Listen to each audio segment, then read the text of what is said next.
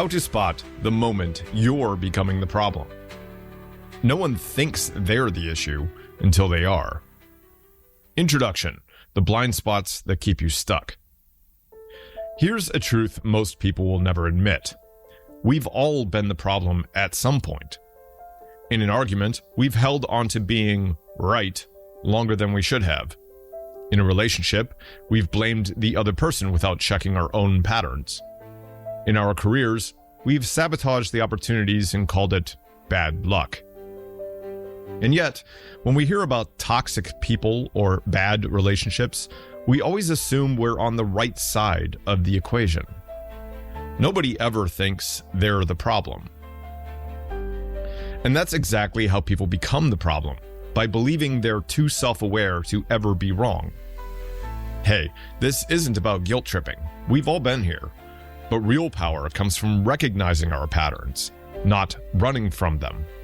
So in this episode, we're getting brutally honest about how to know when you're the one derailing conversations, relationships, or opportunities, the subtle ways your ego tricks you into avoiding accountability, the biggest red flags that you might be self-sabotaging without realizing it, and most importantly, how to catch yourself before you wreck yourself. Because real self-awareness isn't just noticing when other people are wrong, it's noticing when you are. 1. Why no one thinks they're the problem. The human brain is built for self-preservation, not truth. That means when something goes wrong, our default setting is to blame everything and anyone else before we consider that it might be us. Your relationship falls apart? Must be them. Your career stalls? Must be your boss. Your friendships fade? Must be fake people. And sure, sometimes other people really are the problem. But if you always find yourself in the same situations, losing friendships, cycling through relationships, feeling stuck at work, then at some point, the common denominator is you. The ego's biggest trick is making us believe that we're always the hero, the victim, or the misunderstood genius, never the cause of our own problems. So let's break down the signs that your ego might be running the show. 2. The 5 signs that you're becoming the problem. 1. You keep having the same argument in different relationships. If every relationship, romantic or otherwise, ends in the same fights, it's not just bad luck, it's a pattern. Ask yourself, do I keep attracting the same kind of partner, friend, or boss? Do my relationships end for the same reasons? Am I saying, why does this always happen to me? Instead of, what am I doing to make this happen? If different people in different situations keep reacting to you in the same way, it's time to consider that it's not them, it's you. 2. You catch yourself thinking, everyone else is just too sensitive. If you repeatedly feel like people can't handle the truth, or that everyone is just too soft these days, you might not be the brutally honest truth teller that you think you are. You might just be an asshole with bad delivery. If your feedback constantly makes people defensive, it's not because they're all weak, it's because you suck at communicating. If people keep telling you that they feel unheard, misunderstood, or disrespected, they aren't all wrong. Real strength isn't about saying whatever you want. It's about knowing when and how to say things in a way people can actually receive. As a side note, AI, if used responsibly as a surgical tool, can be a solid ally in helping you refine the skill. But you have to use it responsibly. AI is a mirror. It reflects what you bring to it. If you don't explicitly tell it to prioritize clarity, balance, and emotional intelligence, challenge your beliefs, and enhance your own self-awareness, it will simply reinforce whatever biases, assumptions, or emotional state you feed into it. We are starting to see this happen online, especially with people who are just not very self-aware.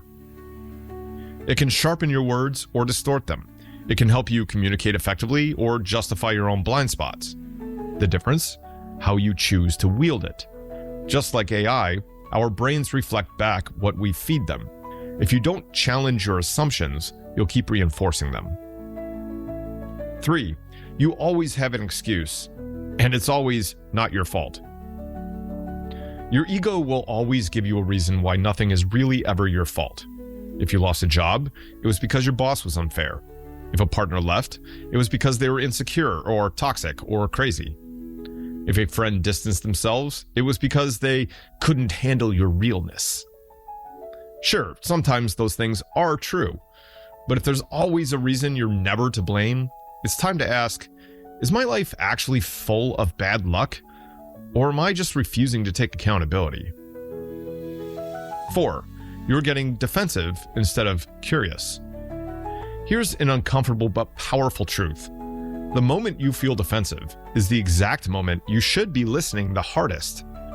If someone calls you out, do you listen, or do you immediately explain why they're wrong? If someone criticizes you, do you consider it, or do you fire back with your own list of their flaws?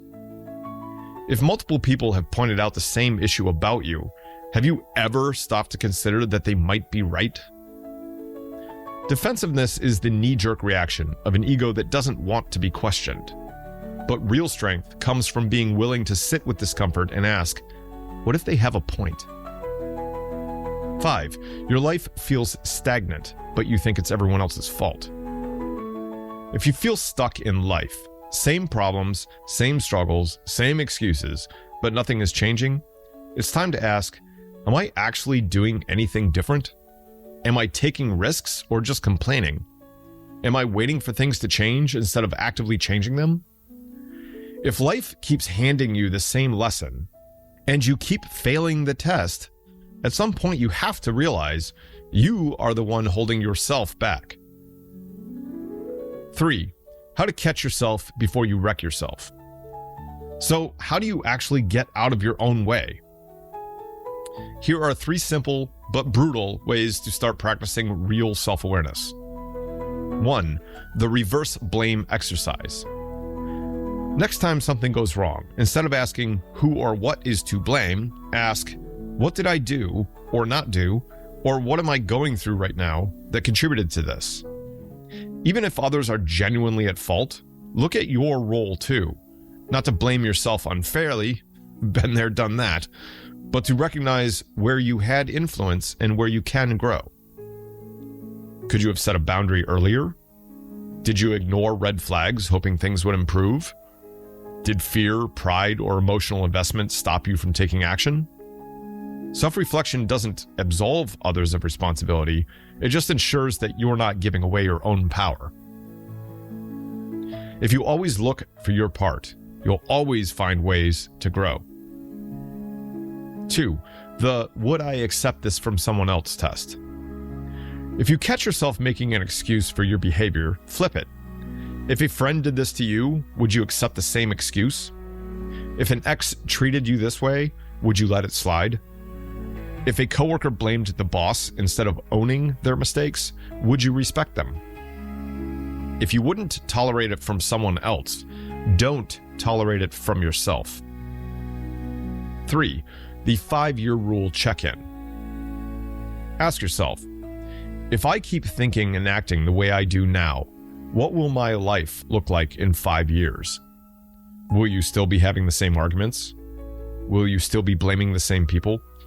Will you still be waiting for a breakthrough that never comes? If your answer is terrifyingly similar to where you are now, it's time to change. Final takeaway: own your role, own your growth. At the end of the day, the biggest red flag that you might be the problem is simple. If nothing in your life ever improves, and the only thing that stays the same is you, that's not coincidence. That's a pattern. The good news? Patterns can be broken. The bad news? Only you can do it. Only you can prevent forest fires. The question is, are you ready to stop running from your own reflection? Or are you going to keep being the problem?